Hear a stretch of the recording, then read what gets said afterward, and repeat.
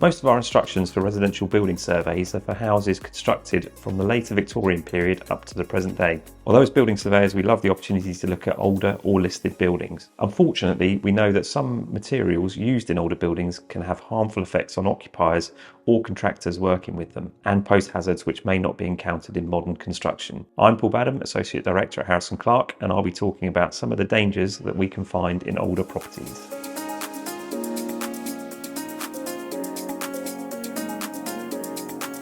Asbestos is a fibrous silicate material which, because of its high tensile strength, resistance to heat, weather, sound and chemicals, was added to a vast number of building materials, particularly in the 1960s and 1970s.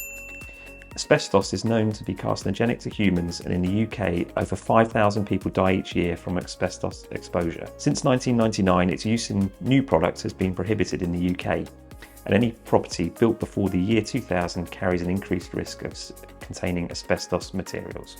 We regularly encounter materials which we suspect contain asbestos in buildings, such as textured coatings or Artex, insulation products, or cement products such as roof slates, garage roof sheets, floor tiles, gutters, flue and soil pipes. I once even inspected a kitchen where the cupboard doors and the shelves were made of an asbestos cement board. Asbestos can also be found in older heating and electrical installations and hidden by other finishes. Our survey reports will always highlight suspect materials.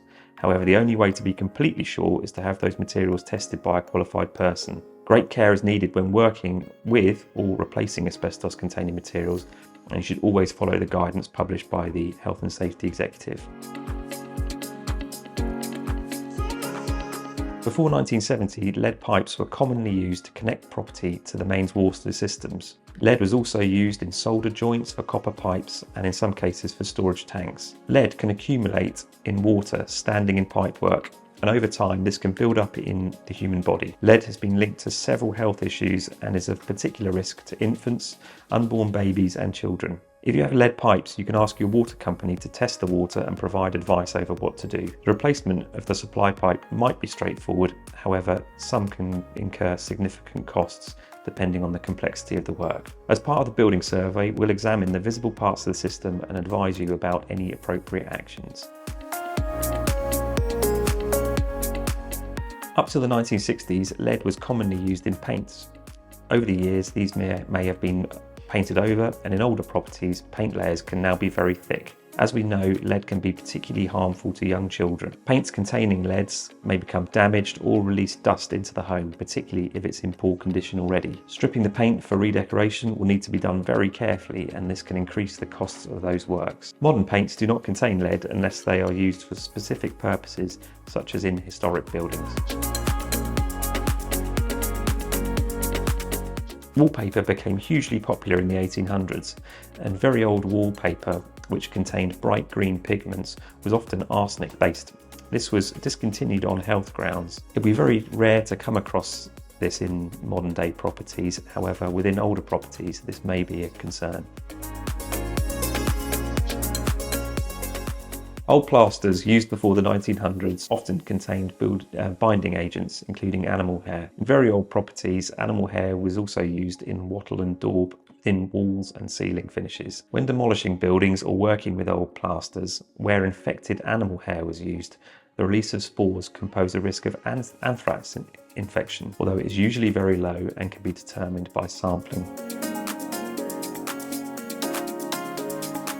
Current building regulations require that glazing in critical locations, such as where people can come into contact with it, such as doors, low-level windows, etc., should break in a way which is unlikely to cause injury, be resistant to impact, or be protected from it. Glazing in these locations is often toughened glass. In older properties built before these requirements, the glass was often not toughened or protected.